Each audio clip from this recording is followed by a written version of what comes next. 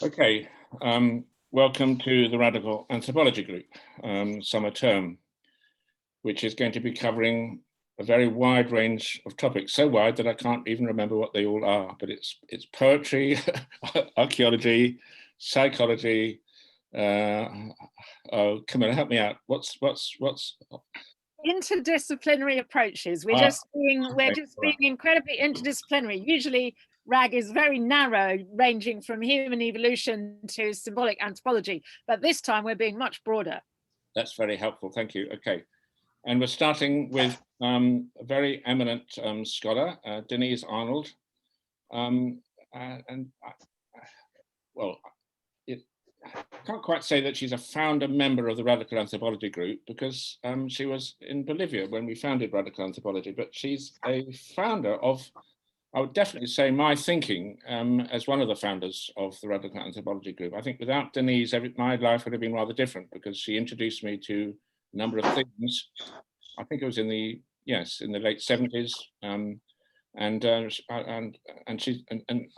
but she spent most of her life, professional life, with the Aymara, and her publications are mostly in Spanish, which is obviously a bit difficult for some of us. I don't read Spanish, and she's going to be talking this evening about something which is very, very much of very great interest to all of us in RAG, which is kind of the transition from hunting to herding, but with a particular emphasis on the mythology, the notion of wild animals being protected by their guardian spirit. And I'm really looking forward to hearing how that notion, which is so widespread among hunter-gatherers, how that notion turns up in a slightly different form among the Aymara that Denise has spent so much of her life studying.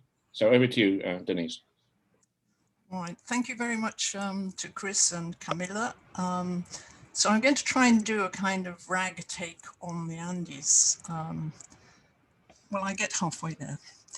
I'm going on from the talk by Rosie Bold that we heard a couple of weeks ago about views of climate change in the Andes, and that this common idea that rituals to the mountains are a part of a social contract between local populations and powerful places, directed towards stabilizing ecological systems and resource management in the surrounding areas.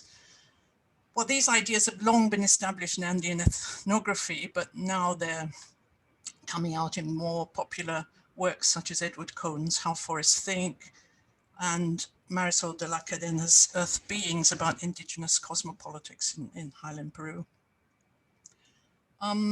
So I'm going to consider these emerging directions here, but focusing on the anthropological debate about the hunt and animal sacrifice in the context of the processes of animal domestication, not as human domination of the natural world, but as a system of rearing mutually in a world dominated by animist ontologies, which helps us rethink some key concepts in Andean ethnography, like reciprocal pacts between humans and mountains, sacrifice, exogamy, and their historical precedents. And it's also a kind of anthropology of life. Current anthropological debates are examining the reasons for the transition between hunter societies to those of herders, but they tend to focus on other parts of the world, mainly the circumpolar regions, taking on the animist and perspectivist turns of the last decades to understand the processes of domestication of herd animals. These debates pay little attention to the Andean material, where the same transitions took place some centuries ago, but with characteristics that are slightly different.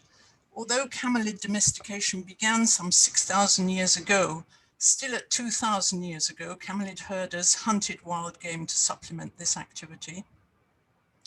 Colonial descriptions of the Titicaca lakeside region still mention, apart from camelid and sheep herders, some wilder groups up in more remote places who collectively hunted wild vicuñas in the rituals known as choquela, and that's the name given to those groups.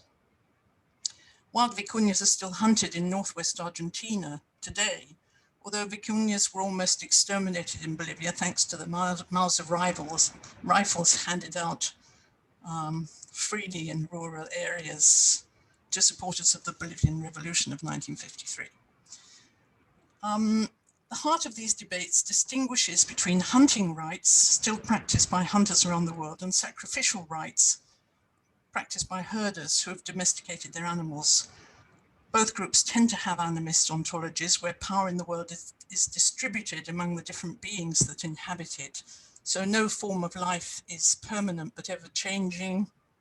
There are innumerable ongoing relations of interdependence between bodies and souls, and creation in one place demands its diminution in another.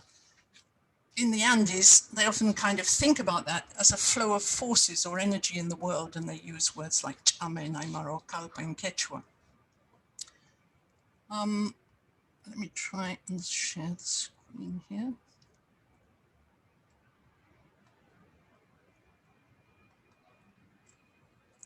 Okay, is that all right? Can I go back one? Yeah. Often the cosmologies of these animistic groups recognize the vital role of a powerful being that looks after the animals within a certain territory, tied to notions about control and management of the resources of those environments, and the obligations towards the beings of those places by humans in order to get access to those resources. Many classic studies call this being the master of the animals, with its feminine aspect as the mistress of the animals. In the Bolivian Altiplano, these beings are called in Spanish the Señor de los Animales, or Lord of the Animals, and these are conceived as the guardian mountains of the place, and they're called in the native languages Uiwiri in Aymara, Apu, Hirko, or Malku, depending on the region, while the female counterpart is most well known as the Pachamama, or Earth Virgin. I'm going to be talking about Northwest Argentina and also Bolivia. In Northwest Argentina, the tutelary being of the mountains is called Coquena, considered a quasi-human personage who wanders around wearing animal skins and is known as the owner of his own equivalent herds of wild animals. His dog is a feline, his chickens are condors, his camelids are deer, and so on. In Bolivia, the Pachamama tends to be associated exclusively with the land and agriculture. However, the ethnographic data suggests that this being should also be reconceptualized more broadly to include her ties to herding. In Northwest Argentina, with her partner Coquena, we would then have regional expressions for the master and mistress of the animals who watch over both agriculture and herding. This allows me to reconsider many rituals in terms of the wider debate about differences in perspective between hunters or herders in the process of domestication and the ethical norms of human behavior towards other species. The debates about domestication among hunters and herders in the circumpolar regions, Siberia, particularly, take up Tim Ingold's proposal that the cosmologies of hunters and herders are basically similar. The question is why in some cases hunters have become herders and in other cases not. Ingold proposes that the principles of sacrifice are already prefigured in the hunt, and that the change from hunting to pastoralism only necessitates a transference of control over the herds from the master of the animals to their human owners. But note that Andean herders do not recognize a historically defined process of domestication that finally ended, given that in each generation herd animals must be introduced into the human domain anew. There's still often a hunting logic in their activities of sacrifice and butchering, as well, as we shall see. Ingold perceives these processes of domestication in terms of historical and ontological changes in perspective. For him, it's not the hunter, rather the master of the animals, who sacrifices one of his own herd. So when hunters sacrifice their animals, they do what hunters say the master of the animals does. From the perspective of the master of the animals, watching over all that passes in his domain, the action of the hunt appears as the ideal narrative of events. But from the perspective of the hunters, they must accomplish the immolation of the prey on the part of the master of the animals, and they receive the meat in recompense for their services. They've only got to guard against an excessive hunt, which is what the master looks out for. The master of the animals is impeded from carrying out the immolation himself, as the animals are considered his offspring, above all his daughters, so it would be father-daughter incest. That's why the master of the animals is usually perceived as a spiritual herder of the animal domain, but but who permits hunters to accomplish their necessities, while the hunters confide in this master to provide them with animals to kill and consume. Appealing to a kind of totemism, Ingold recognizes that the perceived narrative from the perspective of the master of the animals in the circumpolar region is additionally the narrative on the part of the bear, who figures as the master of the animals par excellence in those societies. But in the Andes, the same can be said of felines. In comparing these spiritual beings in different societies, Ingold notes we're dealing with different models of domination. In the patriarchal model of the Near East and the Judeo-Christian tradition expressed in biblical stories, the master of the animals is more anthropocentric, kind of king with power over these kingdoms. But in animist ontologies, we're dealing with more anthropomorphic beings that can be expressed by the animals themselves. For Ingold, the transition from hunting to herding societies, giving origin to domestication and sacrifice, can indicate not so much an evolutionary progression as an interchange of perspectives, in the sense of Eduardo Viveros. With this debate in mind, let's turn to 3 case studies. First, in Argentina, the Argentine anthropologist Lucila Burgallo, who's a colleague, describes 2 rituals to the Pachamama in Abralaiti, a small community in northwest Argentina near Jujuy, that take place in August and February each year. The August Corpachada ritual forms part of the wider annual agricultural cycle when the earth's prepared to take the food seeds. Lucila names this set of offerings to the Pachamama as Pacha existence, Pacha vivencia in Spanish, and says the participants perceive these acts as feeding the earth and as payments to the earth. She compares these August agricultural rituals to the Pachamama to those in February to mark the animals, usually accompanied by an animal sacrifice, called in the Jujuy region the Señalada. The people of Abralaiti perceive the Pachamama as a living being, an expression of the natural world of the place. She traces the meaning of Corpachada in Aymara and Quechua verbs for sheltering or feeding someone, with a sense of retribution for something, such as agriculture and herding tasks during the year. An additional Aymara meaning of Corpa, which Burgallo doesn't mention, is as a boundary marker for a territory and herding lands, and this would complete the range of meanings of the ritual to the whole territory in which the highland families live, including the mountains, the springs of water, pastures, cultivated lands, and the houses themselves. On this occasion, you offer coca leaves and a sprinkling of chiche or maize beer, particularly in the cultivated fields. Burgallo noticed that the Corpachada in the Jujuy Puna is a family ritual directed by the husband and wife couple, and not by a ritual specialist. With some days of anticipation, household members prepare the maize beer and kill a black female llama to obtain the fetus to be offered in the ritual. However, they've already begun to accumulate throughout the year a whole set of ritual ingredients to complete the offerings: sugar tablets, ilium, miniatures of the animals and their corrals, bitter mint, lengths of animal fiber, raw quinoa, and so on. Burgallo proposes that the Pachamama is the hostess for these offerings and that the family who participate in the ritual do so as recompense for having been sheltered and nourished by the Pacha. Pacha there is this wider territory in which they dwell during the whole year. The offerings are to make the Pachamama happy. The Corpachada is accompanied by a special meal which the Pachamama loves, called tistincha. As compared to everyday food, the tistincha is made from dry ingredients that have been boiled together the whole night beforehand. The ingredients include the dry meat of the heads and feet of the sacrificed and butchered animal with broad beans and dry corn cobs. Eating this kind of dried meat produces entire bones that can be offered later in the ritual. The dried meats accompanied by ground maize flour mixed with the fat from a llama's chest and water, but with no added salt. Before eating the tistincha, the house, patio, and corral should be purified by burning aromatic bittermint and wafting its smoke. In her description, Bugalio does not mention the term sacrifice. She thinks it's outdated, old-fashioned. Neither is she worried about differences between herding and hunting animals, since in Abrolhoti they practice both options at different times of the year.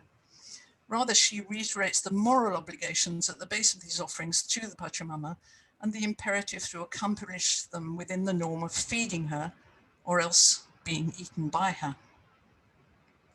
The Corpachada ritual is directed towards the heart of the house, an excavated hole in the patio called pacha or pachero, covered by a stone, preferably white.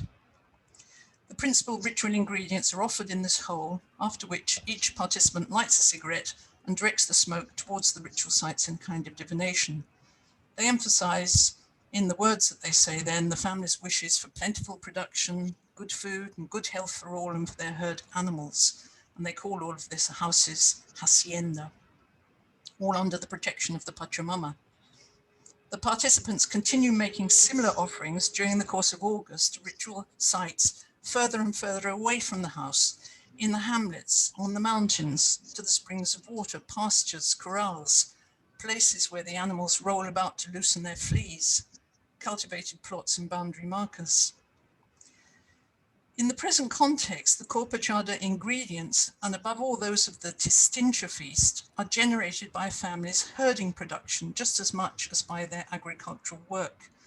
So although the ritual offerings are made in a reciprocal pact to the Pachamama of the minor plots of agricultural crops, they are offered to her, I'd say, just as much as the mistress of the animals of a much larger territory. Beyond this immediate pact, these rituals create a flow of energy through which human actors sustain and reproduce the elements of their world in line with the animist ontologies they live.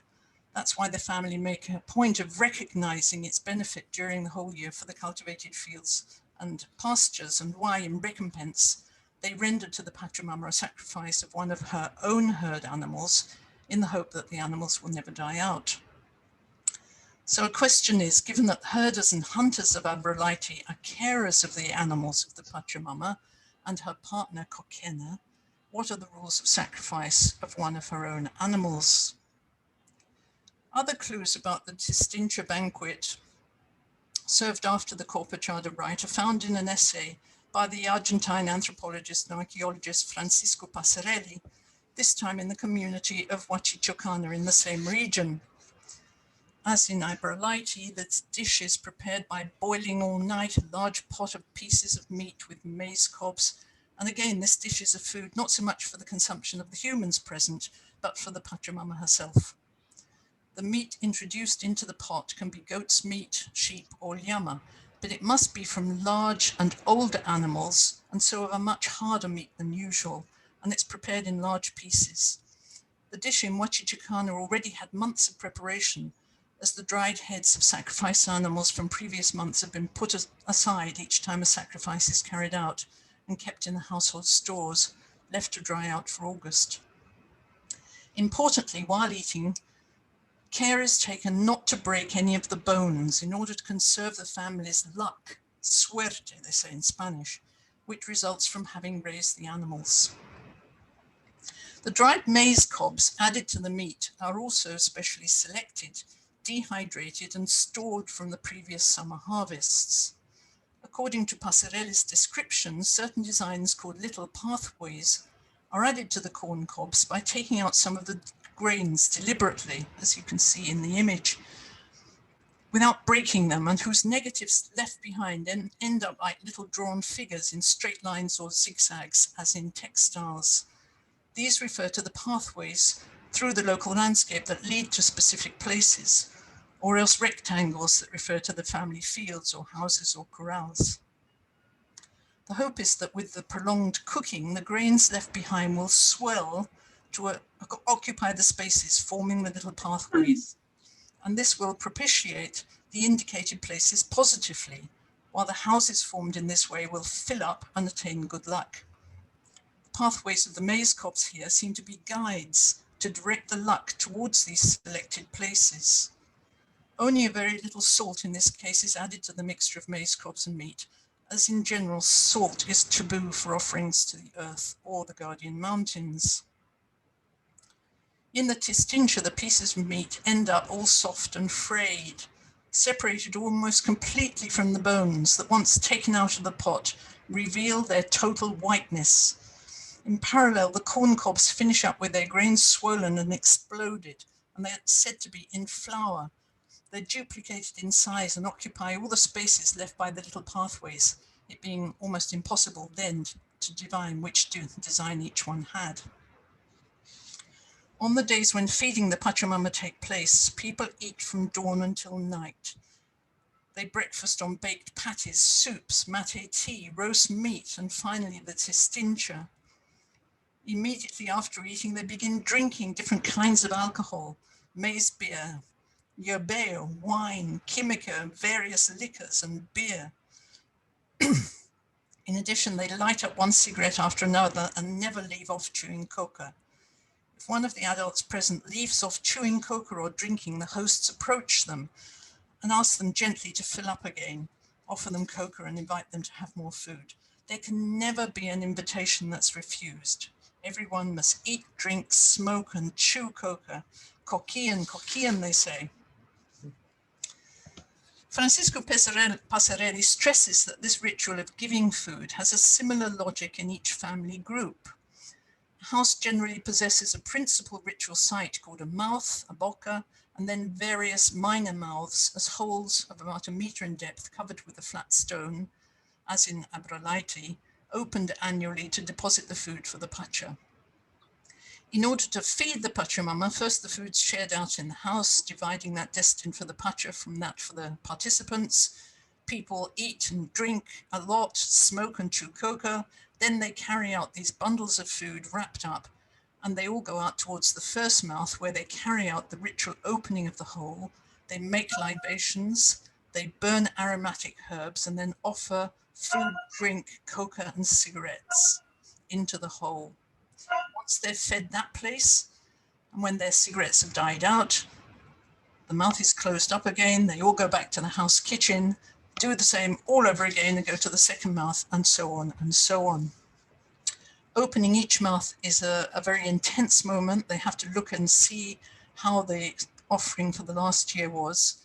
And August can be particularly dangerous because the pacha is hungry and open, and the mouth will literally spew out this hunger and initiate a moment when everything has to be very measured and controlled. Passarelli says that everything is consumed in a festive spirit. Hands go feeling about in the food pots in order to pull out the best pieces of meat, and there's a friendly fighting over the heads. They all leave a single pile of white animal bones and another pile of the bones or husks of the corn cob. Only people can eat this meat of the tistincha. No dog or other animal can approach it in the family. The whole process of transformation and ingesting, there's no instrument to cut anything, just the fingers, has the object of liberating and exposing the bones hidden by the meat without breaking or damaging them. So why this custom of not breaking the bones of the tistincha? In a previous essay, Bugalho proposes that the tistincha is a kind of offering in which bones have a key role. She thinks they express a relation between figures made of lightning, the pacha, and Santiago on the one hand, and the ancestors' bones and fertility on the other. For her, the tistincha is one of the foods that calms the anger and hunger of those beings on which humans depend for abundance and the luck of the living. Otherwise, if they don't offer properly, the lightning will castigate them and break their luck. For his part, Passarelli emphasizes the difference between the table manners in the case of the tistincha feast of the boiled meat and those when people eat roast meat, as they do ordinarily. In the tistincha, the bones are not offered to the participants. Instead, their teeth must battle against the meat, stuck to the bones, so that they end up complete, clean, and white to feed the pacha. One of the signs revealed on opening the mouth holes each August is finding the bones all clean, with the meat from the previous year no longer attached to them, meaning that the pacha has received the offering and devoured it, which in turn reveals the faith of the participants. In the flow of forces in these actions, Passarelli tells us how the Huacheño locals refer to the process of revealing the bones hidden within the meat as undressing it. Animal hides are described as clothes, and the process of skinning the hide is in undressing. So liberating the bones from the meat that wraps them forms part of other ritual sequences that include butchering. Here, the relations of rearing and kinship that link herders to their animals are explicit in the relations between the interior and exterior of beings. The actions of wrapping and unwrapping are key processes to understand the modalities by which an animal's vital energies or animo are maintained together or else released respectively. To butcher animals supposes manipulating these relations directly. Peeling a bone or a corn cob with the teeth appeals to the same set of relations. Another aspect emphasized by Passarelli is that eating luck in the meat and the maize cobs of the testintia is not so much an act of cannibalism as of self-immolation or auto-cannibalism, because the meat still contains the luck of the family that each reared animal holds, having been reared by a herder as part of the pacha. So in the Huacheños' own words, they'll say, the pacha is our mother, the pacha rears us and eats us. So the relation between the pacha and humans is similar to that established between herders and their animals. Both are considered to be their children in a mutuality of being, a communion of stomachs, as Kitty Allen would say, between kin, which permits that one person can eat to satisfy the hunger of another. Each August, the pacha opens and reclaims the food from the testintia. Similarly, people offer up themselves to be eaten through their own part in these relations, since they're captured by the pacha and made to officiate with their own teeth. They do not eat with the pacha, rather they chew and gulp for her. Two additional points clarify how Pachamama and Kokena belong just as much to the herding domain as to the agricultural one. First, the actions eating the testintia are closely associated with the work of the human herder of the sacrificed animal. It deals with food made in his household and the identification of this herder with the Pachamama in her guise as the mistress of the animals, in the process of eating one of her own reared ones or children. Thus the importance of eating with the Pachamama's teeth, since you're eating as one of the herders of this being. But could it be that this particular guise is that of a feline? So you're eating with the teeth of a feline. Second, the prolonged process of cooking the sacrificial meat to dry it out, as if the participants wish to diminish its animal materiality, or at least reduce the appearance and taste of blood present, is perhaps because of the vital essence in the animal that's been killed. The world of felines associated with the Pachamama and the Guardian Mountains is also part of the life of Kakachaka, where I've worked a number of years with my husband, Juan de Dios Yapita. Felines are considered the real mountain herders, which protect the herd animals if they've been given the right offerings in the proper moment. The Kakachakas often mention how animals have been found as dry cadavers at the foot of cliff faces, with their blood sucked out, and they blame the mountain beings, male and female, referring to the wild cats not duly respected at certain moments. Sometimes these beings can push the animals over the cliffs before sucking out their blood. I think this emphasis in sucking out the blood is related to the powerful breath that felines are supposed to possess, so that when they grip the throat of a herd animal, their breath alone is considered sufficient to kill it, and the body is not maimed. In other contexts too, felines are considered the true herders of the animals. The Scottish anthropologist Penelope Dransart, referring to his Luga community in Chile, confirms that felines are the spiritual guardians of the domesticated animals there. This is evident in the Chilean Huayno ceremony, equivalent to the Señalada in Argentina, when the participants manage mummified mountain cats, as well as loons or grebes, as the true herders of the camelid herds. The grebes here complement the felines as the spiritual aspect of the llamas, because they act as intermediaries between the inner world of the mountain lakes, lagoons and rivers, the world of the earth as such, and the upper sky world, because the grebes dive down into the water. These ideas about felines as animal herders have a long trajectory. given the many images of felines guarding camelids in pre-Columbian Andean rock art. Penny Dransart describes 2 panels of this type in North Chile near the Bolivian border. One panel shows life-size camelids, which face a more or less vertical fissure in the rock face. Immediately to the left of this crack, a life-size puma confronts the camelids and faces the viewer's right. The vertical figure is pertinent because it alludes to the idea that the camelids emerge from the springs or eyes of water and the caverns in the mountain. Many aspects of these Andean rituals remind us of the classic anthropological complex of exogamy concerning marriage rules and the social norms of a hunting kill and the redistribution of the resulting meat. First, in the Corpachada ritual, the main offering to the Pachamama is the fetus for sacrifice llama. Second, the tendency in the preparation of the Tistincha feast is to avoid the animality of the sacrifice as blood present in the meat by overcooking it. And third, the figure of the feline is often associated with the moon, the rains, and the rainbow, and regarded as the ideal herder at the bid of the Pachamama and Kokena, but with the danger of vengeance towards the animals and their human owners if they've not been rendered the right offerings. The norms of sacrifice and the redistribution of the sacrificial meat are defined in the literature as alimentary exogamy, or Chris Knight's own kill rule. When a hunter kills an animal, the hunter himself is prohibited from eating his own prey because this would infringe the rules of sociability and reciprocity that bind human groups through their ties of exogamy.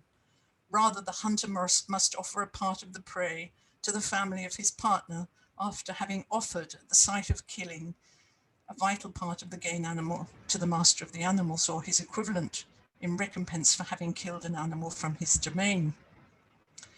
Chris, Ian Watts and Camilla Power add to this complex a sense of temporality, given that many societies hunt at the dark of the moon and then feast on the meat at the full moon.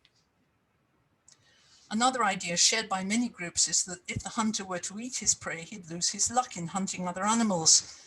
You find this too in South America among the Bororo of Brazil. According to Chris Crocker, the term bope is applied to the spirits of certain animals of prey with which the hunter himself identifies and to which he must offer a part of the animal before eating the rest. He must also take care not to eat the blood of these animals, so the meat must be boiled sufficiently to obviate any evidence of the blood, as we've seen in these 2 rituals in Argentina. So again, my question, is the herder in an Andean context accomplishing these same norms of alimentary exogamy as a hunter at the moment of killing the animal, and by offering the reconstituted bones of the Tistincha feast as an offering for the spirit of the animals? Or does the Andean hunter, in comparison, or the Andean herder in comparison with the hunter, assume the role of the master of the animals or the Pachamama at the moment of sacrifice, thus turning an act of the hunt into a sacrificial act, in which case the master of the animals or the Pachamama is in reality sacrificing one of his or her own animals? I'd say that these sacrificial aspects in the Corpachada and the Tistincha feast can be perceived from the point of view of both a hunter or a herder. From the point of view of the hunter, a part of the hunted animal is offered to the mountain in the skeletal bones. And from the point of view of the herder, by eating the Tistincha with the teeth of a feline, he's identifying with the Pachamama and the master of the animals and with their own feline herders par excellence in the slaughter of one of their own animals. To understand better the relations between the wild animals reared by the mountains and the herd animals reared by humans, it's useful to consider Andean ideas about these relations. The last few years have seen the recuperation of the Andean notion of rearing mutually, Uiwasinya in Aymara, explored first by the Chilean anthropologist Gabriel Martinez. Referring to the Chilean community of Isluga, Gabriel Martinez emphasizes the linguistic constellation revolving around the Aymara root uyu, present in the verb uiwaño, uiwasinya, to rear or rear mutually, and the noun uiwiri, that which rears the mountain.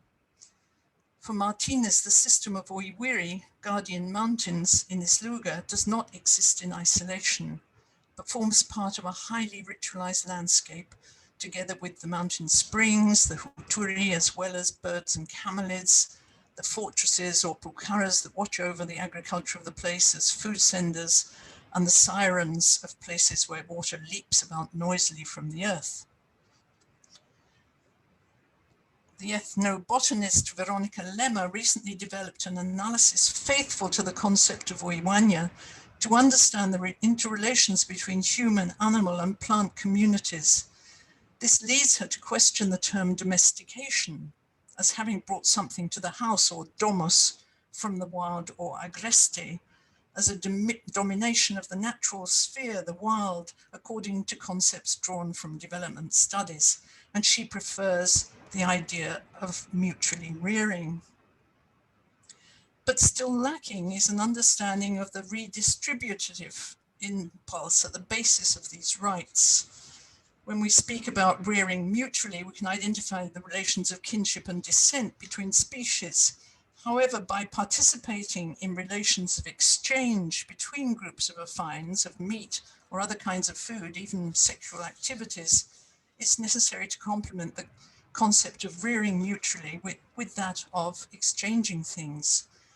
For her part, Bugalliu tells us that the moral obligation at the basis of these reciprocal obligations goes much further than these ritual contexts, to include the norms of economic interchange of distinct products between the different ecological zones, from the mountains right down to the valleys, and the sense of what's just in prices established in regional fairs, or, for example, the norms for lodging people during their travels to other zones. As is the widely disseminated idea among present-day highland populations that the earth is both the medium and the source of medium for living and the source of work. In Aymara, we can see this because the concept of Oiwanya, to rear, is complemented by that of Ainino or Kutianya, to exchange, of giving gift offerings of meat and other elements according to the norms of offerings, Liwanya or Waktanya, in the field of moral obligations, which they call costumbre, that operates between the beings of a specific territory, between both kin and affines. So I'll turn now to the ethnography of Cacachaca in southern Bolivia to add details of the family rituals to the mountains to those provided by Lucila Bugalliu and Francisco Passarelli.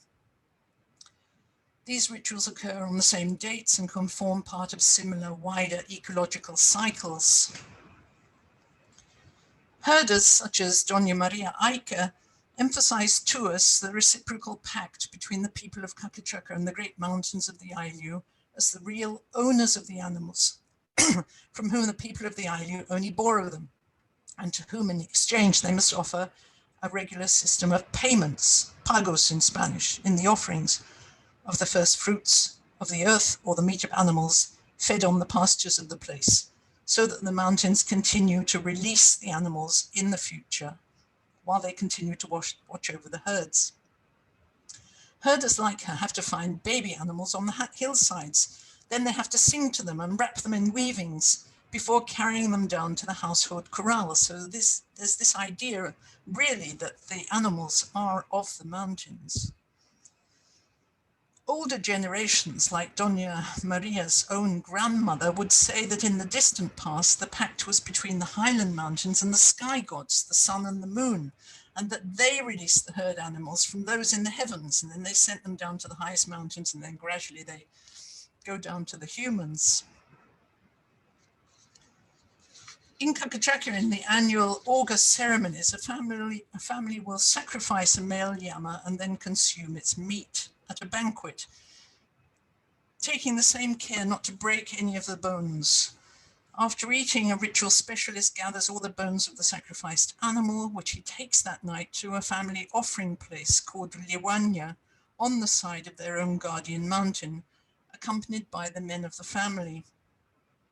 First, they open and prepare the offering pit. It's called a box or a caja in the family for decades, if not centuries. Caja here is a juridical name.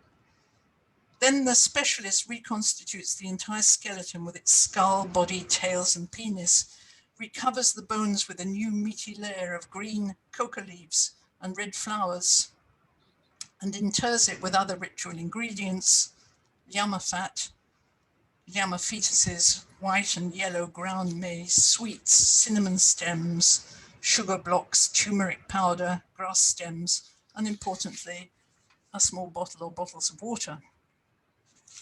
Then they cover it up. The idea is that the fetid emanations from the decomposing skeleton and carcass will gradually transform into dark rain clouds that will rise up from the mountain to release the next cycle of rains. These rains, in turn, will green the dry pastures on the mountainsides, and these will feed a new generation of young animals, who in turn will offer up their meaty and fatty layers to feed the families who live around the base at the foot of the mountains. During this ritual, the polysemic term chiwu occurs in different contexts. In ordinary parlance, chiwu means shadow. But here, chiwu refers first to the meat of the sacrificed animal distributed at the feast, at the banquet.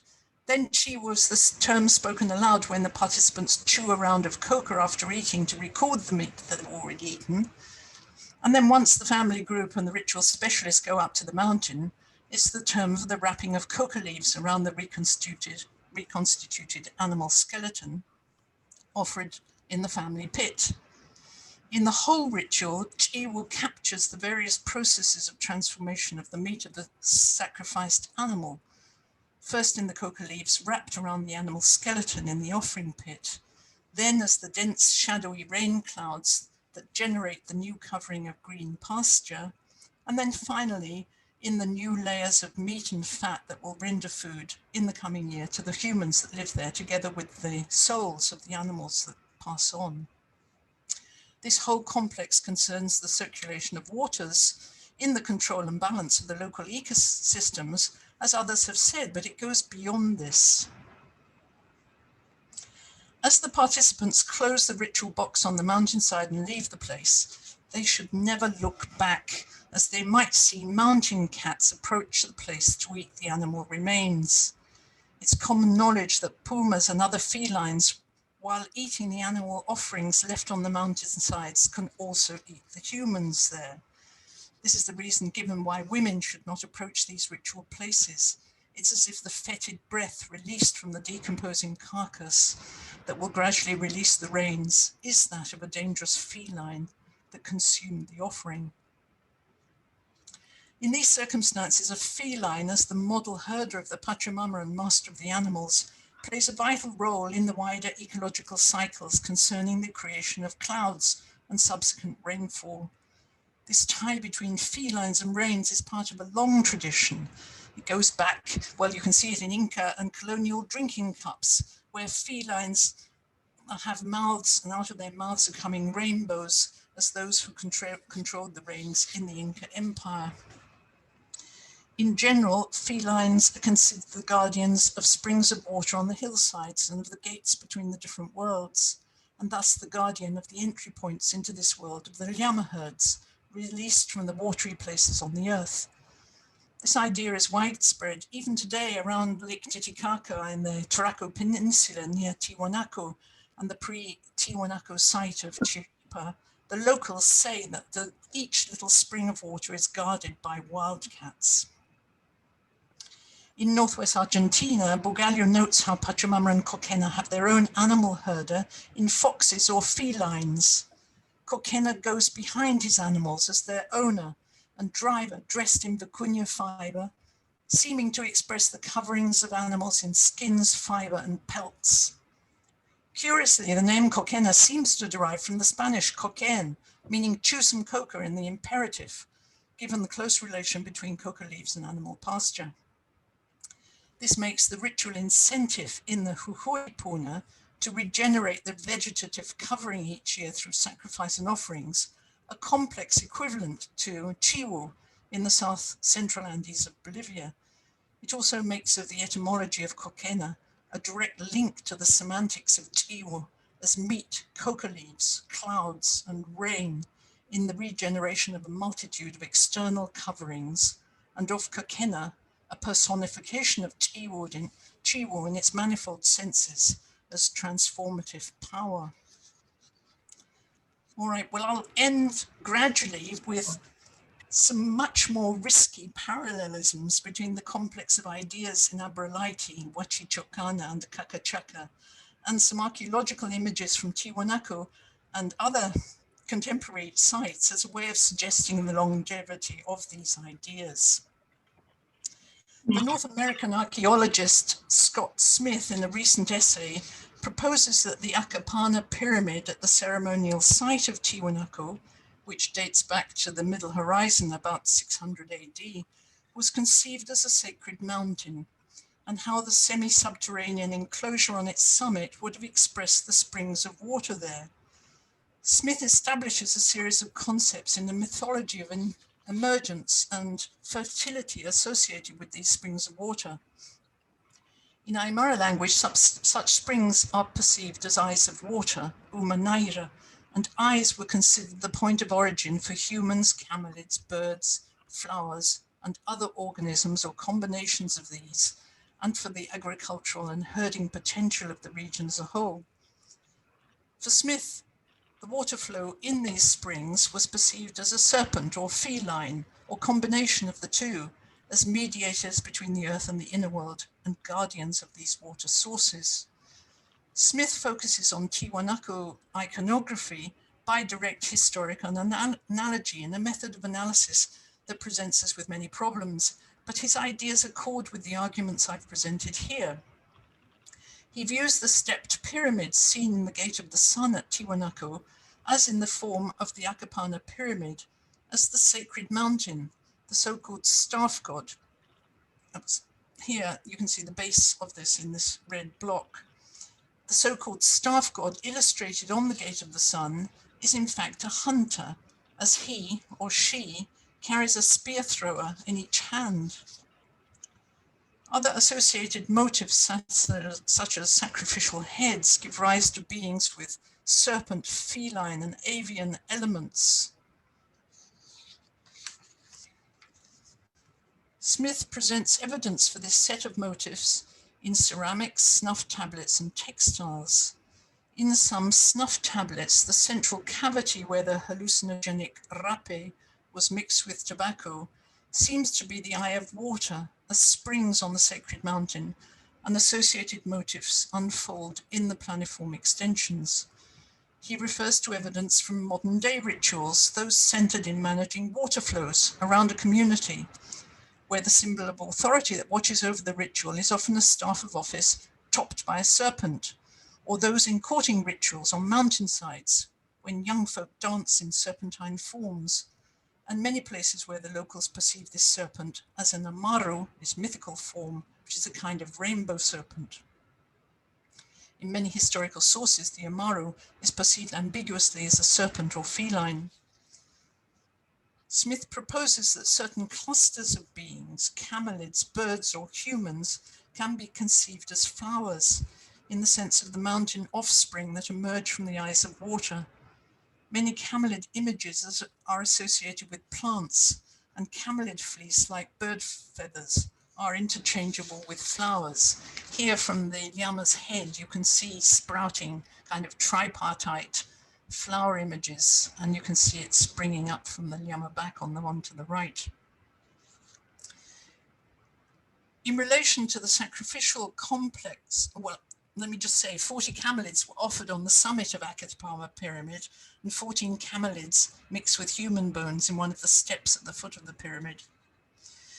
In relation to the sacrificial complex examined here, Smith notices that the sacrificer image on snuff tablets from the Tiwanaku period has characteristics sometimes human and sometimes feline, or a combination of both.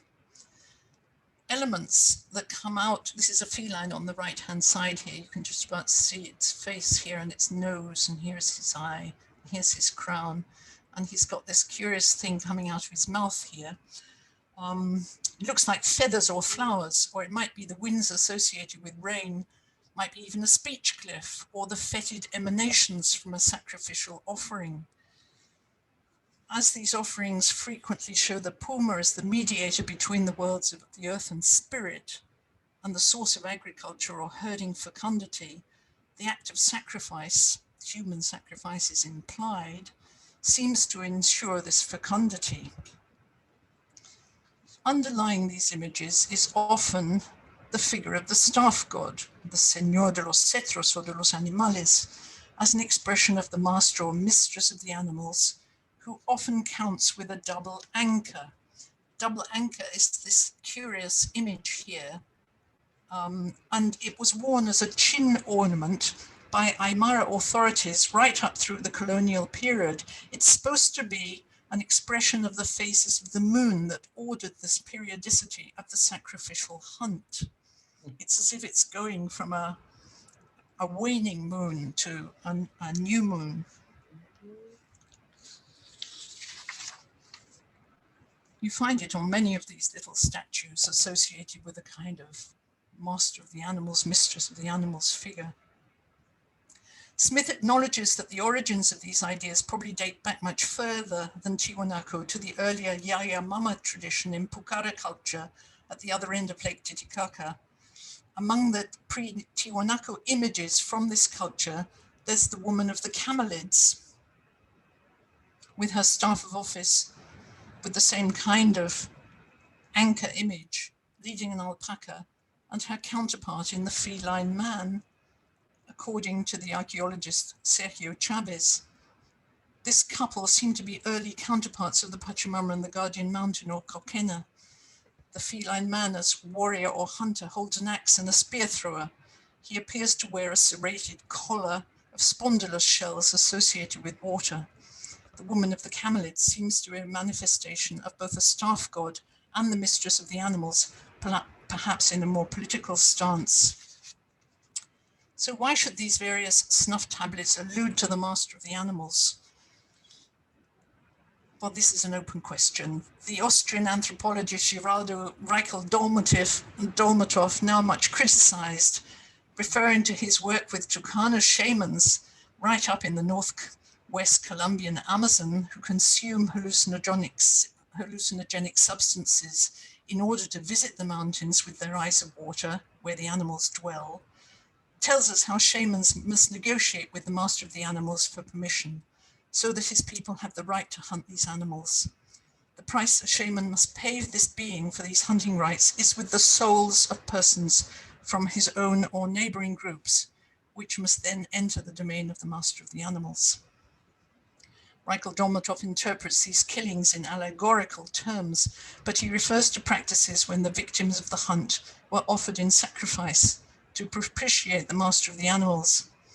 Among these groups, the master of the animals is considered a spirit of the forest that guards the animals against an excessive hunt, and in the same way the norm is to pay with a sacrifice or be eaten by him.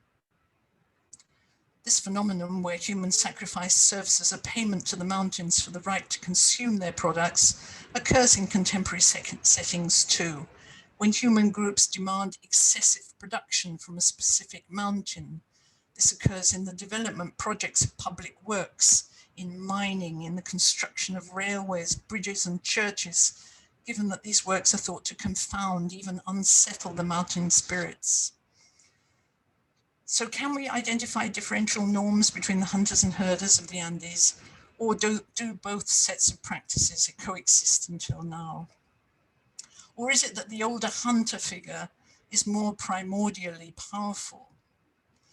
And what are our current equivalences to the overhunting rules and the rules of obeying these overhunting rules? In modern times, we've heard about these cariciris, fat suckers, the ñacac in Peru.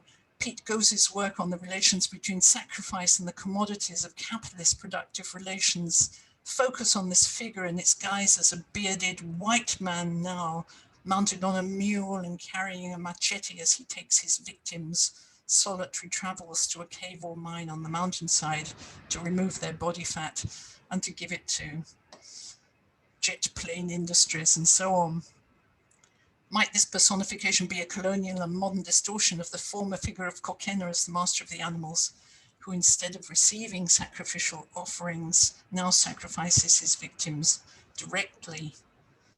Thanks. That's it.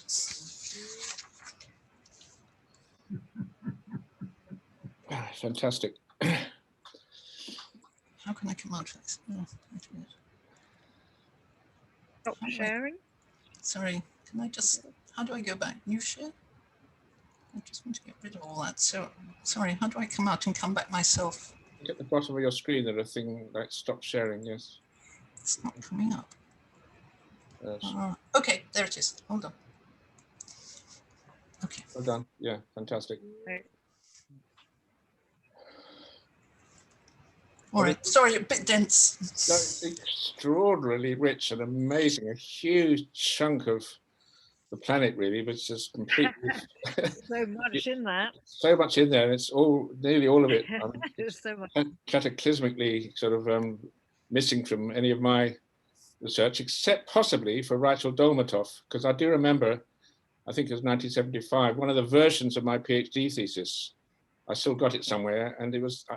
I'm just interested, Denise, as why Rachel Dolmatov is now much discredited. Because I wanted to say just one of the images which I'll never forget is his description of, as you said, really, you're going into the mountains, and you have to have special rights of access, of course, and you go right in deep, and you find this cave where the Lord of the Animals lives, and he's got all these creatures, and he charges per shake. So he shakes a huge bunch of this animal or that animal, this species or that species, and of course the price you have to pay is in your own souls from your own village, and there's a constant keeping of the accounts. The more animals the master gives you, the more like, and certainly if you go beyond what you've actually been allowed to take, the more likely it is that the next death which happens in your village will be part of the payment. So that immediately made me realize, oh right, okay, I think I know what the Upper Paleolithic cave art is all about. Those caves in the Dordogne and so on. That's absolutely clear. Those bisons, those aurochs, those mammoths, they're not animals. They are the eternal spirits of the animals. And of course, you go as a boy. It seems to me, part of your initiation is to actually see with your own eyes. Oh, there they are. I've seen the actual immortal spirits of the game animals, of the horses, the buffalo. So you'll never forget from now on that they're real. So I'm just saying, Denise, that for me that makes so much sense. And what exactly is it that makes people these days, apart from the fact that every new generation has to rubbish the previous generation, what exactly is it about Rachel Dolmatov's work which is suspect? Well, it's not really his work. It's just that he was an ex-Nazi and he fled from Germany to Hungary. So he's Oh, I see. You mean he's not indigenous, or he's not connected with the region? He just, yeah, I see. Yeah. Well, being a Nazi is a bit more than that. Yeah, I mean. We had a Nazi ethnographer of the Hadza as well, Cole Larson. They went over the place. Yes, I mean, I'm not quite sure what you do about people who might be Nazis or were Nazis. People like, I don't know, Wagner with his wonderful music and stuff. I'm not quite sure whether you just totally ignore it or whether you get what you can out of these things, despite their rather extremely unpleasant political past. But yeah. But apart from that, just sorry, just Denise, just one, I suppose, a question. The little anchor which we're mentioning now, is that, because I remember your work when really early on now, I'm talking about the pamphlets you produced as part of the matriarchy study group in the 70s. We had the Cretan goddess and we had the double axe, didn't we? And I mean that I'd never quite realized that the double axe might be the waxing moon reaching zero, reaching new moon, and then becoming. Yeah, it seems to be that. There are a few studies on it. Elena Orta, who's a Chilean art historian, has written an article about it. I think it's in Spanish again, but I'll have to check. But that's what she suggests. So you can cite that, and yes, it would make sense in Crete. Makes so much sense. Yes, it's so hard to depict the new moon, but of course it's nothing there. And the clear way you do it is to depict it between the waning and the subsequent waxing. Yeah, so you just do it like that. Or... Yes. And, It's like the two. but well done for, I mean, just bringing it to my attention, because that thing doesn't look like anything. It looks like a piece of wood with two little sort of crucifixes all joined together or something. I'd never have worked out, just by looking at it, what it could possibly mean. But given, Yes, the actual ones that they wear, I mean, they've found samples of them, and they're much more curved, like moons in metal. And they wore them here. It must have been very uncomfortable. But the Aymara authorities were therefore like a sacrifice. Yes, and all that stuff, again, all the stuff about the sacrifice of your, and even consumption of your own babies. I mean, that is actually there in James Woodburn's discussion of the Hadza logic of hunting, where and Camilla will know, maybe say much more about this, but where somehow there's this constant equation between production in the form of hunting and reproduction in the form of childbirth, and so that the animals you hunt are, in some metaphorical sense, equivalent to your babies, and both have to be respected. When you kill an animal, it has to be respected, because if you don't respect it, the casualty will be your own baby, and maybe the fetus. That's right. Yes, and when the child's born. Yes. There are also kinds of wonderful archaeological images in the Nazca culture, for example, of a trophy head, but it's on a woman's parts, on her genitals, as if it's a baby then coming out. Yes. Yes. Denise, did you say the puma is associated to the moon, or the felines also to the moon? And is that in relation to their ability to see in the dark as well? Well, yes. I mean, they say that, and the Chiwu ritual up on the hillside is done at the dark of the moon, and that's when the felines come out. Now you tell us. Okay, that's pretty crucial. Pretty information. Yeah, and I was also thinking about this. You've given us this cycle of the fetid breath, with the animal buried under the cocoa leaves and so on, rotting in the chest. And then that fetid breath is going to contact the clouds and create the cycle of the rain. And you're saying that women should not come near it. Now, I'm wondering if there's any kind of relationship between women and menstruation in relation to the fetid breath, which is supposed to draw the puma. So is that a relationship? I didn't have a chance to ask that. Menstruating women can't go near fields that are recently cultivated and so on. So it may very well be that kind of relation. But it's particularly about the fear of the feline that they talk about there, and these fetid emanations that can make you very ill. Yeah. I was just going to mention, because this question of hunters and herders, obviously it can be looked at as well with the Khoikhoi and the Kalahari Bushmen. There are significant parallelisms of their structures and belief in cosmos.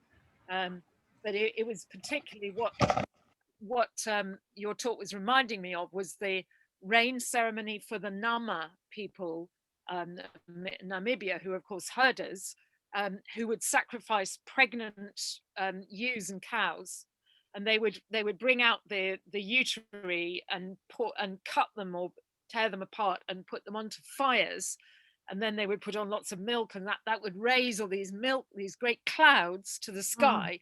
And this was an invocation for rain ceremony. But also the Kham hunters had the same kind of expressions about cutting a she-rain, which has milk. I will milk her and then it will rain softly on the ground. I'll cut her, and cutting her, the rain's blood will flow out. So there's that's a hunter's expression. So they're not talking about it in terms of sacrifice, but it's a shamanic, shamanic version. So there is very sort of strong cosmological parallel there. Yes, it's horrible to see. I saw it once, and when they take the fetus out, it made me quite ill, and I had to be cured by shaman afterwards. Yeah. Yeah. It must be a tough thing. but yeah, they're doing as some kind of what is it, haruspex, looking at the omens from it as well, and so on. But in the Nama case, the rain ceremonies is very much related to the young menstruating girls that have to run around and get rained on, or they're meant to bring the rains. So this sacrifice of the young the female animals in terms for the rain, and the menstruating girls for the rain is quite strongly linked up as well. Yes, let me think about that. I'm sure I can think of some things about fetuses and rain. I'm sure there'll be some links. Yes.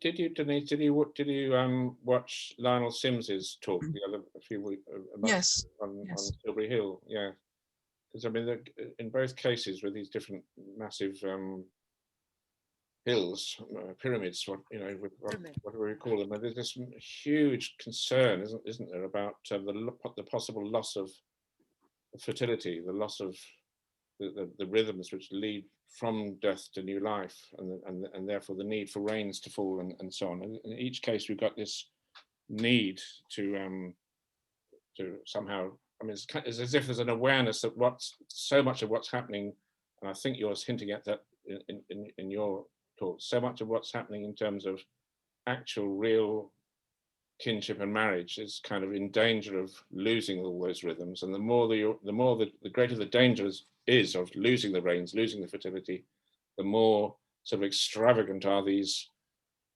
attempts to somehow counter that threat with these massive pyramids, these massive buildings, which that just testify to this terror that somehow the rains themselves are going to be lost if something isn't done.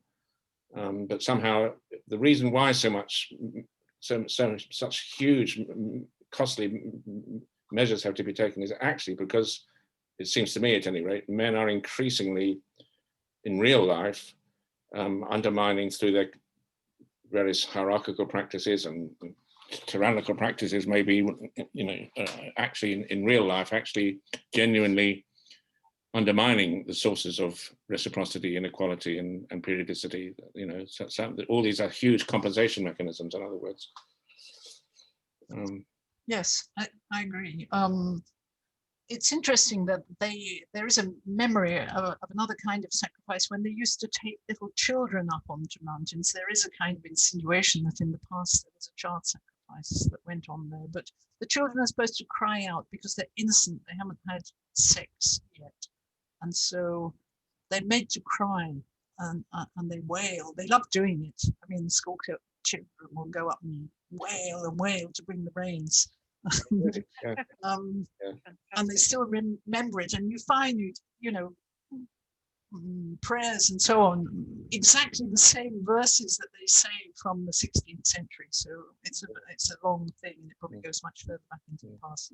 And I think, it is so important to participate in those rituals of rain giving, and everybody has their part to play. Women have their moment in another part of the ritual, and I think that acting in rituals it is a part of a making of new life. It's like Hocart says, yes, the old anthropologist. It is a technique for ensuring that life continues in a particular place with all of its characteristics. And so it's very important to learn how to do that. And we've just lost it completely. And now we just depend on, marching with Greta Thunberg, or thinking that a politician is going to deal with it, or the EU or something, and just wasting all our time waiting for somebody else to do it. Yeah. Which is not to say we shouldn't do those things, but they need to be done.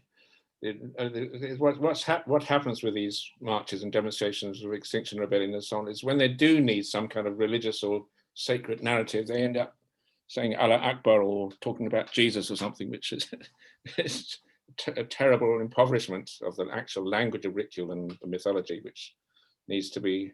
I totally agree with you. I mean, the languages that you're describing are just so much sounder, so much richer, so much, I don't know, so much more time honored and tested. Yeah. So there must be lots of people's questions, and there's some in the chat. William, did you want to ask about Pachamama?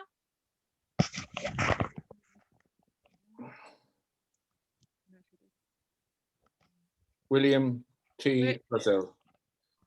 William yeah, while you were describing the connection with the felines and Pachamama, or I guess several of the others as well, all I could think of was that the fat lady in the grain bin that was found at Chatohuyuk with 2 leopards sitting using them as armrests, where she may have been having a child, maybe not. And then later on that getting translated into Kibali, who's usually seen either being drawn in a chariot later on by 2 lions or using them as her throne. And is there some kind of an older story that goes way back that may connect these?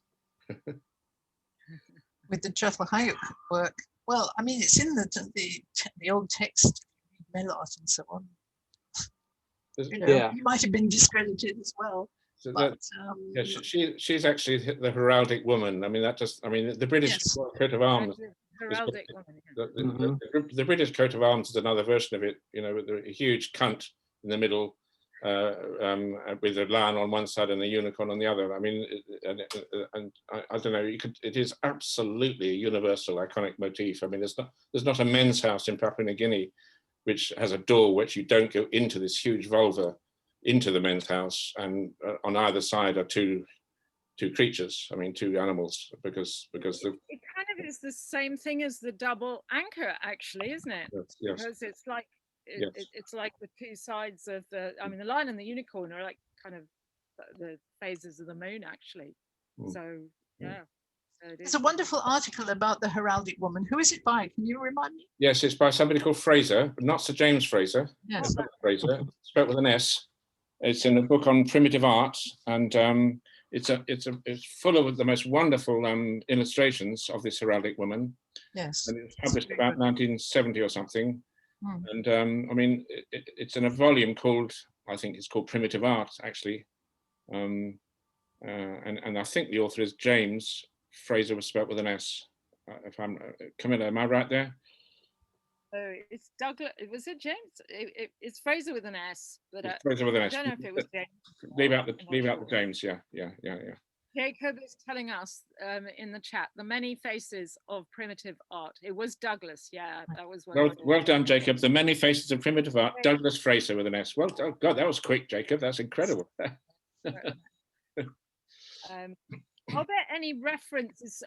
Joe has asked, have you got any articles or references for the talk, Denise? Well, I have, but they're in Spanish. You've been telling us in English. Yeah, I'll have to think about it.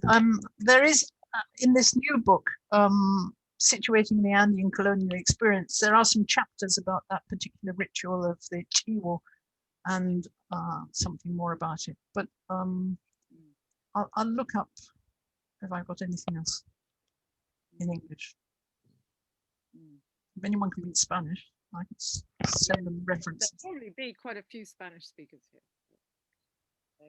They might like references. Yeah, can I put it on an email then to the group? Yeah, definitely. Well, yeah, that'd be great. Denise, I was very much touched by the linguistic part of your talk when you were sensitizing us towards how much respect there is towards animals in language. So when they said they're undressing, unwrapping, as if it was a human body and not animal body when they were dealing with it. Yes. And also when you said about the Aymara verb to rear and to rear mutually, how much the domestication is connected with the Guardian Mountain. if there are any other linguistic finities. You've also mentioned last time about the non-existence of verb to be and only these relational parts. Would there be any more? Well, this term uiwasinya, which means to rear mutually, it's just this idea that the mountain rears us and we rear the animals and the animals rear us, and we help rear the mountain by our sacrifices and offerings. It's just, it penetrates into everything. And Veronica Lemmer, who I mentioned very briefly, is an Argentine ethnobotanist, but I mean, she has found a new way of writing in her discipline to talk about those relationships. It's a quite wonderful thing. And maybe I can put up one of her articles online and you can translate it in Google Translate or something, because it is really wonderful how she does it. Once you've read it, it really kind of convinces you to try to do a similar thing in your neck of the woods as well. Yeah. But that verb is very important, and many, many people, archaeologists, anthropologists and so on, are working on that now, that whole idea instead of domestication. Mm-hmm. Mm-hmm. So that our terms are not penetrating the different meanings they have, because the domestication is so much bound up with domus Yes. and man-made. Exactly. Yes, and, So, and this whole, you know, wild and domesticated, all those things are, if you go into it, there are so many crossovers and so many gray areas, and there are certain things that you leave to become wild again, and then you bring them back because you need to cultivate them in a different kind of way. And there are certain trees, wild trees, that you just leave so that they can provide protection for you along a canal or, you know, an irrigation canal or something. It's just, it's a continual interrelation between many elements of the world. Thank you.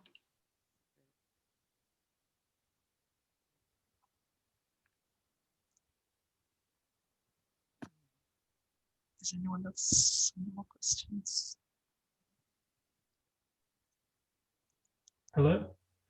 Yes, Edward. Hiya, thank you for that. It reminds me of a Mexican ancestor god who's also called the Earth Lord, and just a description of him here. He's often depicted as a kind of a fat Ladino. So this is from the Chiapas in Mexico. He's depicted as a fat Ladino who lives under the ground. He owns vast quantities of money. He owns all the herds of cows and mules and horses. He has attributes of thunderbolts and serpents. He owns all of the water holes. He controls the lightning and the clouds, which are believed to emerge from his caves that rise into the sky and produce all the rain for the crops. He claims all the produce of the earth as his own, including all the material used for houses. But even though he lives under the ground, he can also fly up into the sky on the back of deer,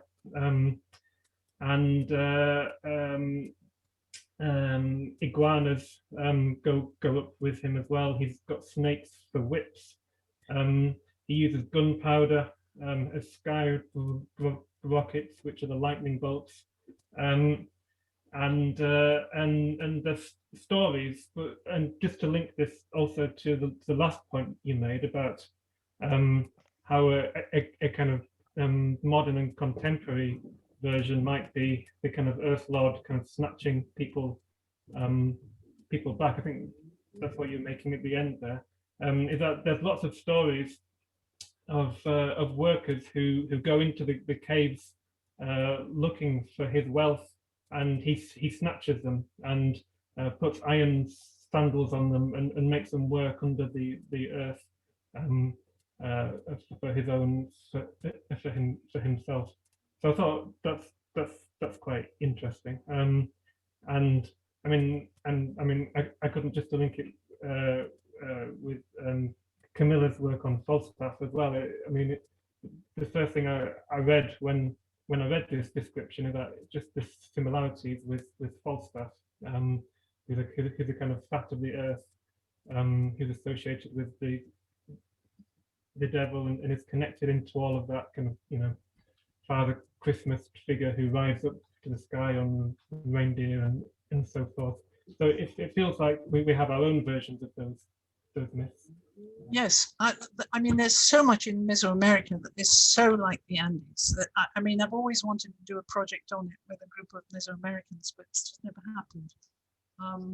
There's just endless things, the tarot, rain god and so on, and the thunder, and this whole cycling through life and dressing and undressing, it's all there. Pedro Pitrac, a Spaniard, has worked on it a lot, and his writing is really, really interesting about it. So, it is another absolutely fascinating other part of the world, and the ties in the iconography, particularly if you go back into Middle Horizon iconography, are so similar. It's just as if there was a contact between the two. It's impossible to believe that there wasn't, but we don't know, and we can't say yet there was.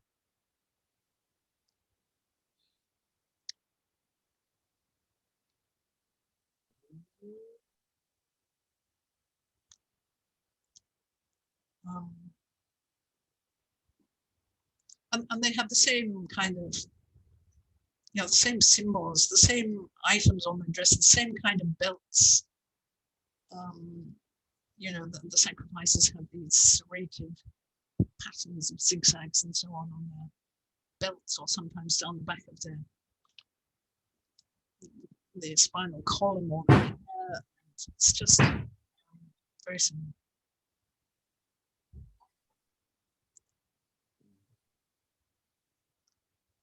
Is there anyone else there? Jacob? Thank you for this.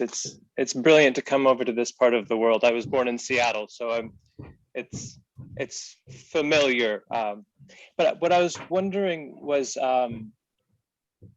song and dance, and how the bodies are brought into the sacrifice and rituals, and are there song cycles? Are there collective movements? Are there ecstatic dancing happening at all that bring the body into this work? Yes, there are.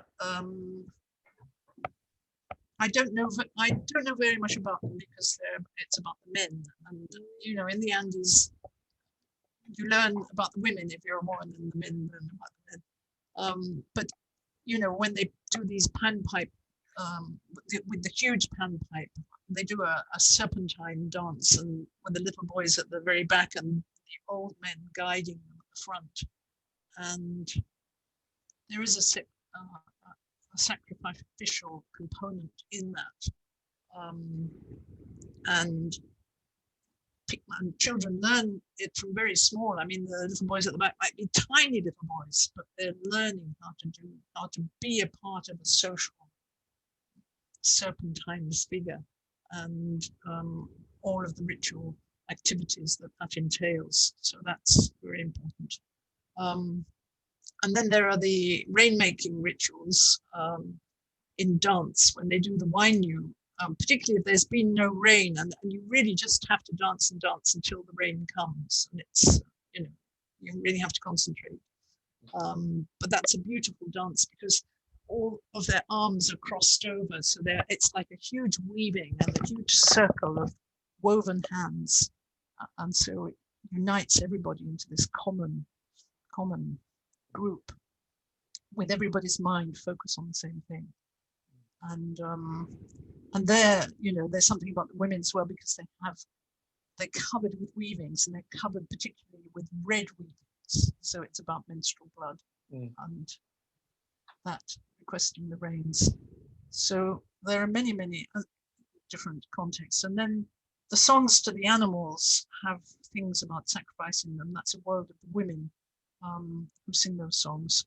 I have a book in English about those called River of Fleece, River of Song, about the ritual, the songs to the animals. And there's something about this, what I've spoken about there. So that's on my Academia Edu site. If you look it up, you can find it and download it. So is that your book? Yes, with one. Well, no, but the one you're talking about. You say you have a book there. Well, this book called River of Fleece, River of Song is in English. I mean, there's a Spanish version and there's an English version, but that's about songs to the animals. Well, we need to know about that book and get hold of it. River of what? River of...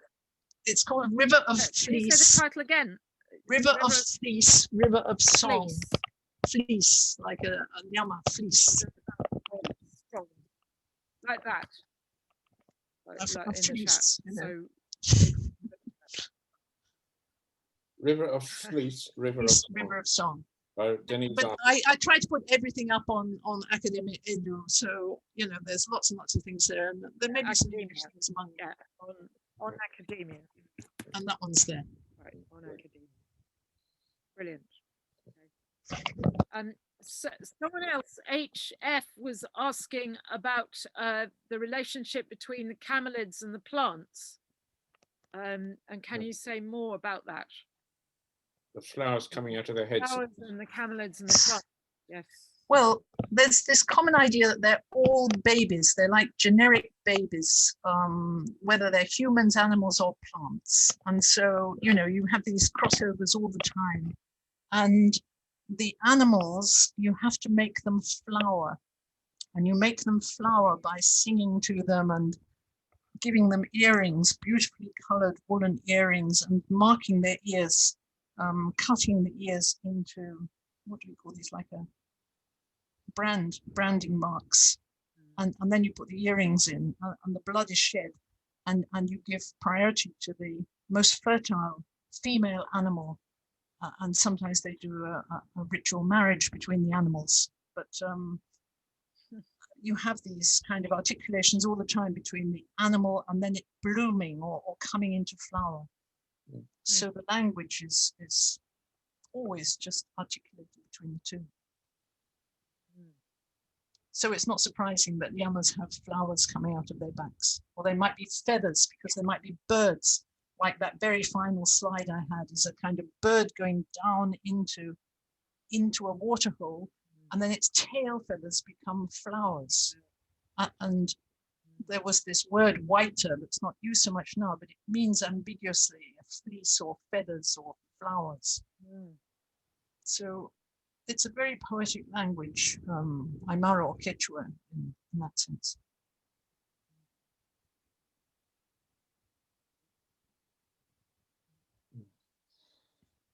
Vicky?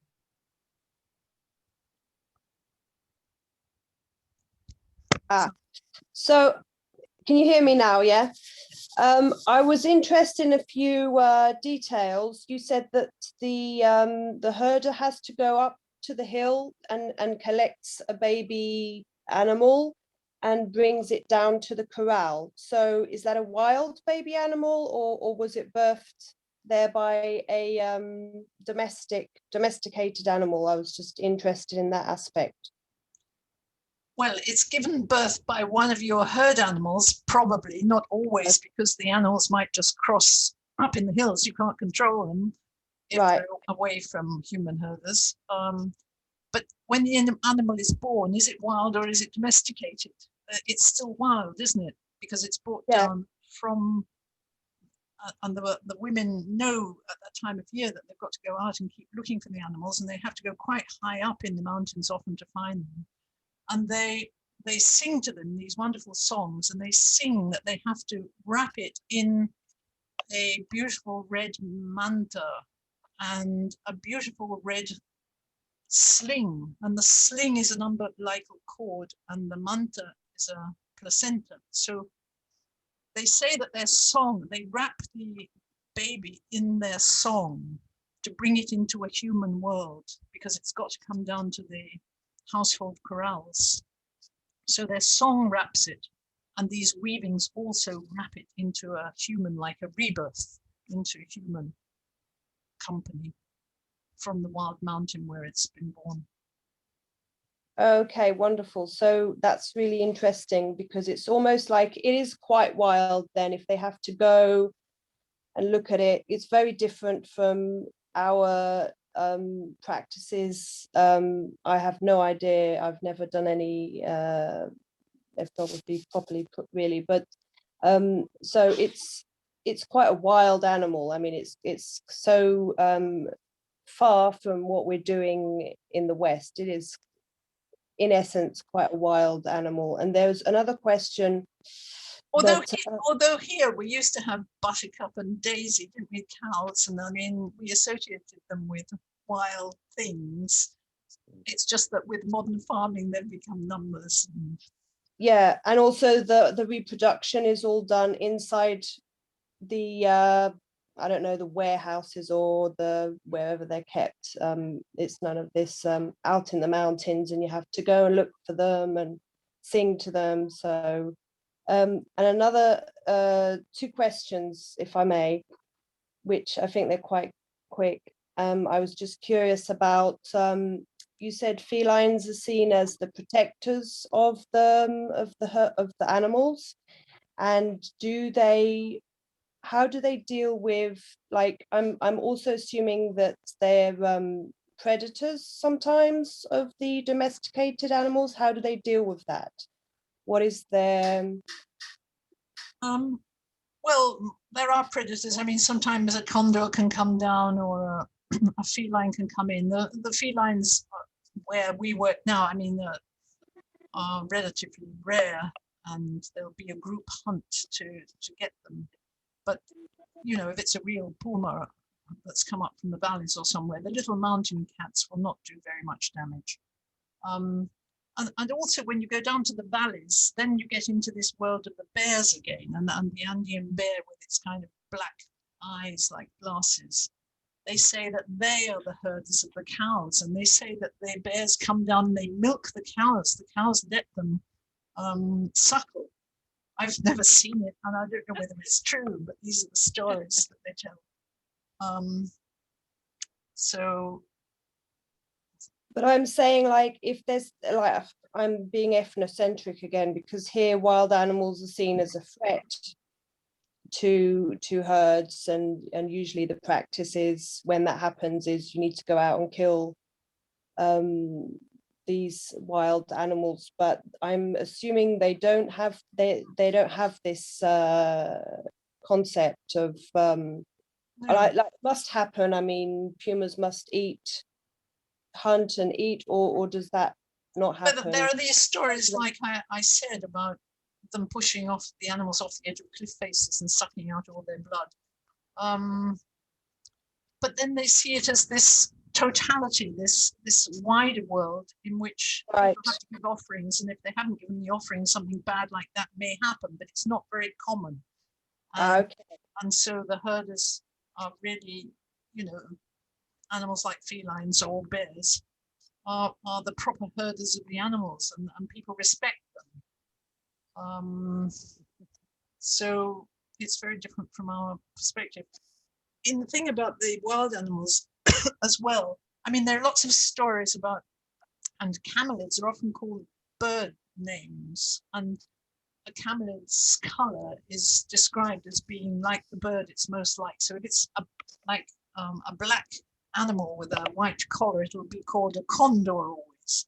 And there are many stories about the animals as well, coming from the mountain springs, and there'll be stories about people going up in the mist, and then they've gripped something, they've felt something go past them, and they grip a handful, and they have a handful of feathers or a handful of fleece from these places, and that's what the women sing to these magical kind of lagoons up on the mountains, and the birds that come out of them. And you know, there's some really lovely songs where they say that, you know, the female llama is singing, which has given birth to a little baby, but when she looks behind her, it's really a condor, or it's really a goose, or something like that, because the colors are so alike, like these wild birds. Denise, elsewhere, I think it might have been the book club, you were talking about a different topic, but clearly related one, which is the sky, and the sky at night, and the black sacs, the coal sacs in the Milky Way and elsewhere as sources of these camelids, the sort of Yes. the womb of the place where they're born. Can you say a bit more about that and Well, connect it up? that's like when I was saying about Doña Maria Aica's grandmother. I mean, there is this idea that ultimately they're from the constellations, from these dark cloud constellations in the Milky Way, where they see a mother llama suckling her young, and then there are 3 male llamas following her. And it is interesting because that whole constellation comes right down to the horizon at the end of the year, November, December, when the little animals are born. So it's really, really interesting. And then the male llamas come down at a different set of months of the year, around June, when the men have to go to the valleys, and they used to go to the valleys to get maize. And they'd go with troops of male llamas down to the valleys. So they're looking at these constellations all the time, or they used to be. You know, I mean, now it's all changed. With Evo, it's all changed. It's all modernized, and you've got rid of all those things. So, but you'd only see those constellations presumably A, at night, and B, when there's no moon in the sky. I mean, I presume. well, no, you see them all the time, because I mean, when there was no electric light, they were so bright, and it's, Oh, I see. you know, the Milky Way is so bright, and it turns right in a year. It turns the whole axis like 90 degrees. So you'd be very aware of what season it was and what month it was by the position of the Milky Way in the sky, and you'd be looking at these constellations the whole time. Because when the grandparents would tell stories to the little children as well, they'd be looking through the door, which is like a window, an open door, to see what constellations came into view, because some of them are foxes and condors and snakes and all kinds of other things. So that's when you tell the tale about such and such. And the an animal. constellations are all dark. They're not stars. They're No, patches of they're dark. like black marks in the sky. If you look at that book River of Fleece, then I tried to draw it. You know, it's difficult to draw, but as much as I could draw it, so that you can see it there. And there are other people that have tried to do that. They are very important. Lower down in the rainforest, they see other animals, and they have ostriches and you know, felines and other animals from down in the rainforest. But up in the Andes, it's the camelids and the condors and so on. So it's very important to watch those. And they are considered the source. They're like really dark lakes where the animals are supposed to come from in their cosmology.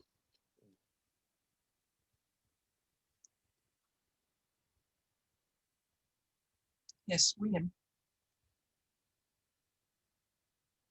William, yes. Me again.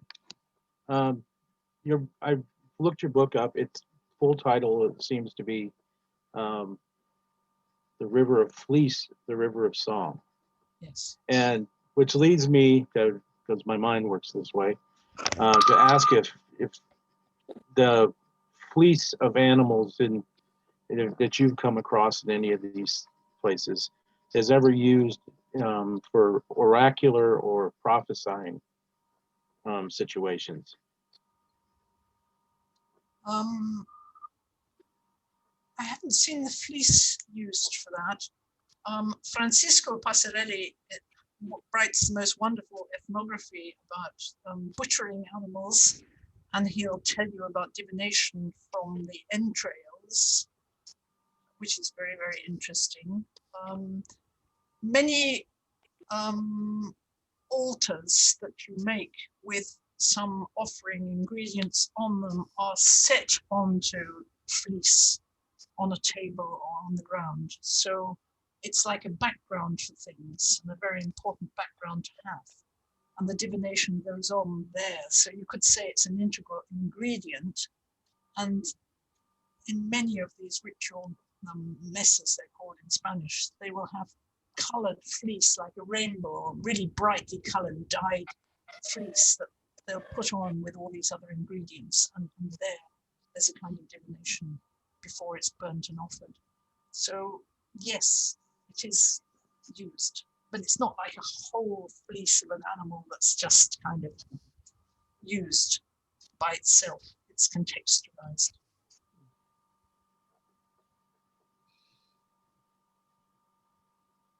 Do you know about that from elsewhere?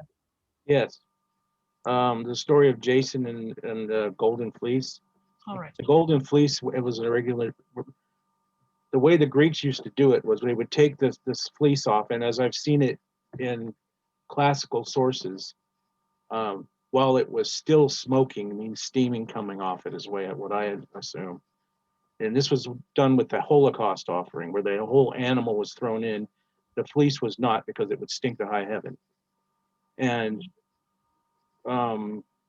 someone would wrap themselves in this and sleep in it, and the dream they had would be oracular.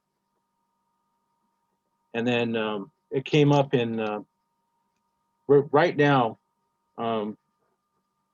I go to synagogue and in our Torah study. Right now we're doing the Leviticus, which has all of the ritual laws in it. And one of the things that happens is in the Holocaust offering, the priest keeps the hide of the bull or whatever. And I still haven't been able to find out if that has any connection to or an early oracular practice among the Hebrews or not. But you see it come up. The Irish even had this thing with bull hides, where they would wrap themselves up in them to do the same. Well, there are many rituals where men will dress up, whether in fox skins or llama skins, and there are certain rituals where they'll dress like the Kamenids and run through the village, or else they'll dress in cow skins and pretend to be a plow team or something. But it's at that level rather than divination as such.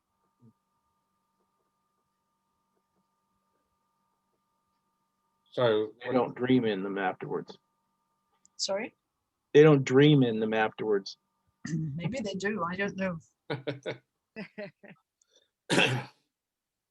So what does everyone think? Denise, are there any more questions? We're getting sort of close to the time, and we usually give you a break and let you to do other things till we meet again. Is there anything else anyone wants to say? I was interested in, can you hear me? Yeah. I was interested in that Denise mentioned that Shaman had to heal her, and I was interested in that, like what was the perspective that he may have offered of why she was ill.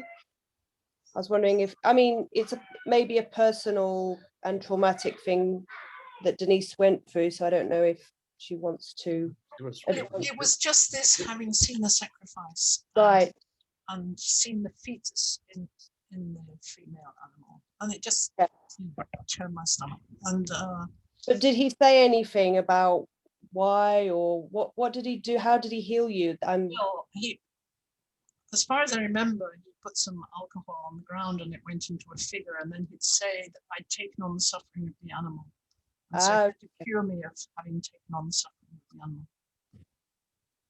Okay, fantastic. That's what I wanted to know. Thank you.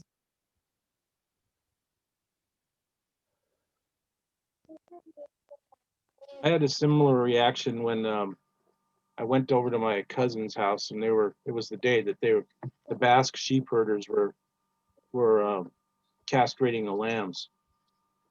That was I was 12 years old, and that was really something I shouldn't have seen then. Yeah. Imagine. Yeah, it does seem fairly important. I don't know, is it important? I think it perhaps is, to kind of, when we talk about the mistress of the game animals, the master of the game animals, the protector of the game animals, to be kind of aware that if you were one of these game animals, we wouldn't appreciate this particular form these protections take. So I mean, we're coming from a tradition where people had to kill animals in order to survive. And there are sort of elements of sort of new age and politically correct sort of descriptions of hunter-gatherers, which somehow make rather a big mistake, it seems to me, when they discuss all this as if it's really the kind of, these people are vegans at heart or vegetarians at heart, and that isn't what's going. You know, there's obviously a huge sort of jolting contrast between the actual treatment of the animals in physical reality and the respect rules on another level, which I've always seen to be humans, you know, compensating for the fact that they're not really being very nice to each other and having to find different ways of, you know, sort of solving those social problems and rather projecting them onto the animal world. And as I've often said, if you actually were with those animals, you wouldn't. I don't think you'd do. It's like when I talked to Jerome Lewis about the elephant hunts and stuff. I just think, well, if I was the elephant, I'd be very much against everything you're saying. Because, and of course, we do nowadays. We do have to take both sides. I mean, we absolutely have to look at things from the real animal's perspective. We really do, with the cougars and the pumas and the condors and stuff. I mean, there's huge elements of these traditions of respect which absolutely need to be preserved, but somehow it seems to me probably we need to sort of turn things around as well. And I don't know, it's morally hugely complex. And I agree with you. I mean, you know, I was you know, with the Maasai watching how you kill a, you know, how you kill a goat, and you know, it's done very beautifully and calmly. You just put your hand over its muzzle and you just suffocate. But me being incredibly sensitive and ridiculously soft, I just kept wishing that poor little animal would just escape and run off. But I mean, I'm just like you, I mean, because we come from a different culture. You know. It reflects our terrible social conflict and contradictions that we are industrializing and so disrespecting animals, so we're the ones that become squeamish, whereas what Denise is describing is it has a reality, is a cycle of reciprocity. It's mutual rearing. It's, you know, those animals are treated extremely respectfully until the moment that there's a sacrifice. But I mean, it's clear that that's true, and we know that indigenous hunters are the best custodians and conservationists. They're not abusing. Yeah, well said. Yeah. Yes. I mean, they are given some coca leaves to chew beforehand.